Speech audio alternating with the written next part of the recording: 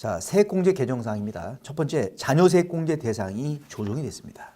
종전에는 6세 미만의 자녀는 아동수당 지급 대상이라서 자녀 세액공제에서 제외가 되는 규정이 생겼는데 2019년부터 시행될 예정이었습니다. 근데 막상 자녀 아동수당법이 최종적으로 7세로 나이가 바뀐 거예요. 7세 미만에게 주겠다. 아동수당을. 아동수당 한 달에 10만 원씩 나옵니다.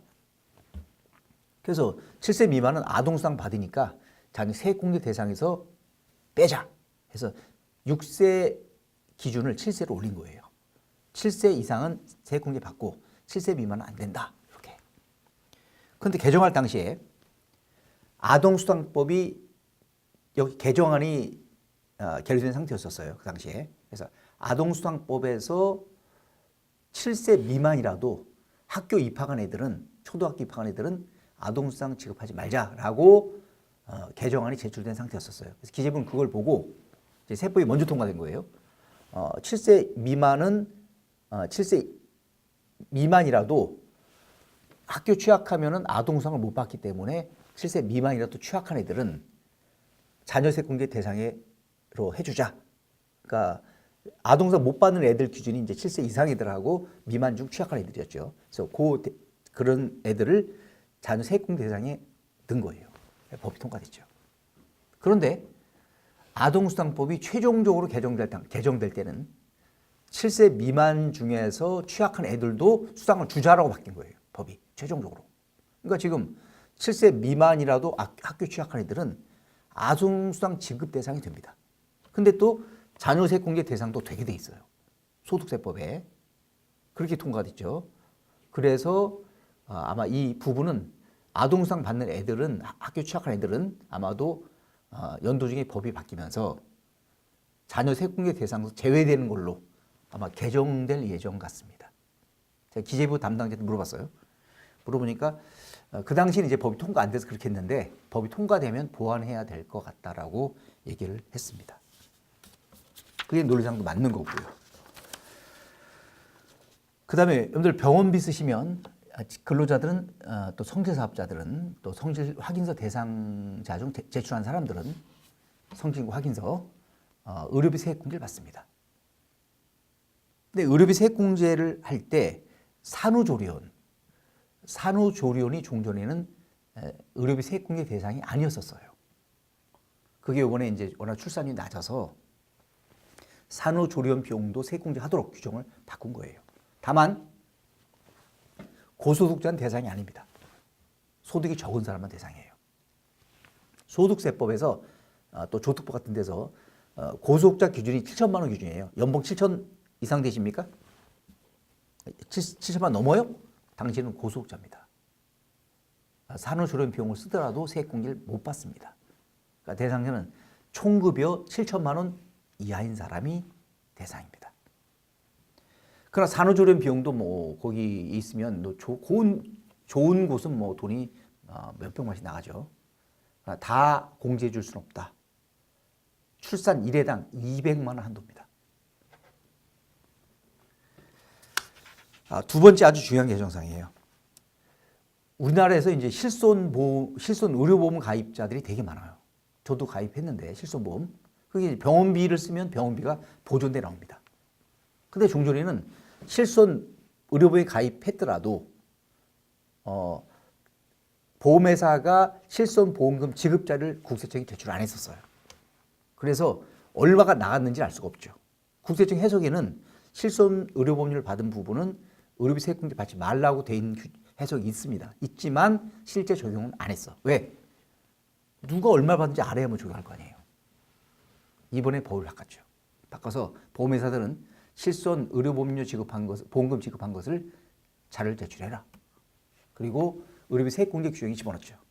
실손 보험금 받은 부분은 의료비 세액공제 대상이 아니다. 이렇게. 그래서 2019년부터 이제 이게 적용이 됩니다. 자, 기억하시고요. 그 다음에 기부금 세액공제 규정이 개정됐습니다. 첫 번째, 기부금 세액공제를 할 때 고액 기부금은 우대줘요. 좀 고액품이 아닌 부분은 세액 공제율이 낮죠. 그래서 고액 기부금 기준이 종전에 2천만 원 기준이었었어요. 공제 대상 기부금 계산에서 나온 게 2천만 원 넘어가면 2천만 원까지 15%, 2천 원 넘는 건 30% 세액 공제 줬습니다. 2천만 원 기준을 낮췄죠. 1천만 원으로. 두 번째, 기부금 세액 공제액이 한도 초과되면 공제를 못 받죠. 그것은 5년간 2월에 공제를 해줬습니다. 그 기간을 10년으로 늘린 거예요. 어떤 분들이 이게 뭐 기부금 세액 공제 한도 초과 그렇게 많은 경우가 있냐? 예, 많습니다. 제가 아는 회계사님도 지난번에 소득세 신고된 걸 보여주세요, 저한테. 뭐 물어보신다고. 그래서 보면서 놀란 거예요. 아니, 기부금 지출한 금액 중 한도 초과된 게 1억이 넘어. 제가 회계사님이 기부를 엄청 많이 하시네요. 교회 같은데. 그래서 주로 보니까 교회 기부금이야. 그분 다니신 교회에 기부하신 거예요. 그분 장로님이세요.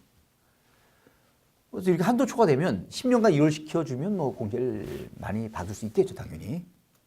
그래서 기부금 세액공제 이월공제 기간이 10년으로 연장된 거예요. 다만 이 규정은 소급공제를 받습니다. 소급에 적용해요. 그런데 2013년 이후부터 적용입니다.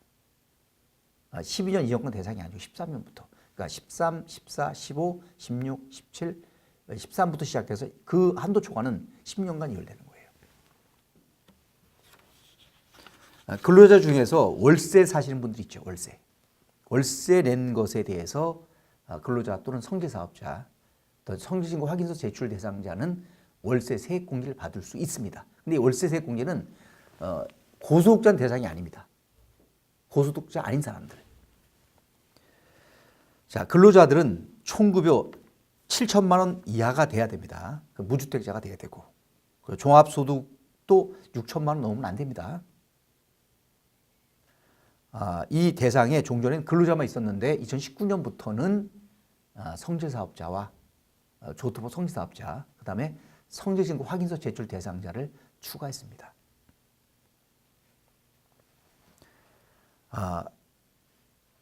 다만 그들의 종소금액은 6천만 원 이하가 돼야 됩니다.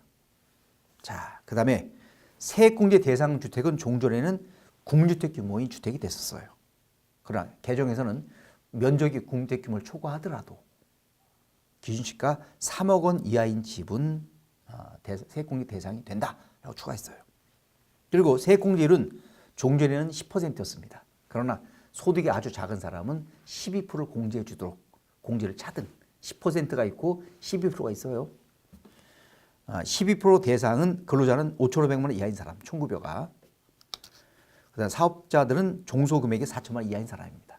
성직사업자와 성직신고 확인서 제출 대상자 중 확인서 낸 사람. 여기까지가 세액공제 개정 내용이었습니다. 수고하셨습니다.